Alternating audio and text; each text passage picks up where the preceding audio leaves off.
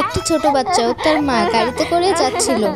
বাচ্চাটির মা গাড়ি চালায় এবং বাচ্চাটি বসে খেলা করতে থাকে। হঠাৎ করে তাদের গাড়ি অ্যাক্সিডেন্ট হয়। তা দেখে একটি লোক অ্যাম্বুলেন্স ফোন করে। বাচ্চাটি ও তার মাকে হসপিটালে নিয়ে যায়। বাচ্চাটি সুস্থ থাকলেও তার মা মারা যায়। তা দেখে বাচ্চাটি অনেক কষ্ট পায় এবং কান্না করতে থাকে। লোকটি বাচ্চাটিকে তার বাসায় নিয়ে যায় এবং তাকে শান্ত করে, দুধ খেতে দেয়। তারপর সে যায় রান্না করতে, অনেক মজার মজার খাবার রান্না করে এবং বাচ্চাটিকে খাওয়ায়।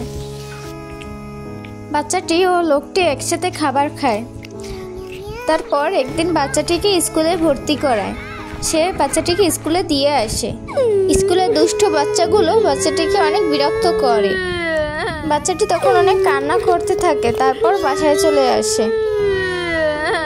লোকটি তাকে সান্ত্বনা দেয়। তারপর লোকটি বাচ্চাটিকে তার কাছে রেখে অনেক পড়ালেখা করে। পড়াশোনা করে সে স্কুলের সবার থেকে ভালো রেজাল্ট করে এবং সবাই তাকে হাততালি দিয়ে আনন্দ জানায়। বাচ্চাটি লোকটিকে সবকিছু বলে। তারপর লোকটি তাকে জড়িয়ে ধরে এবং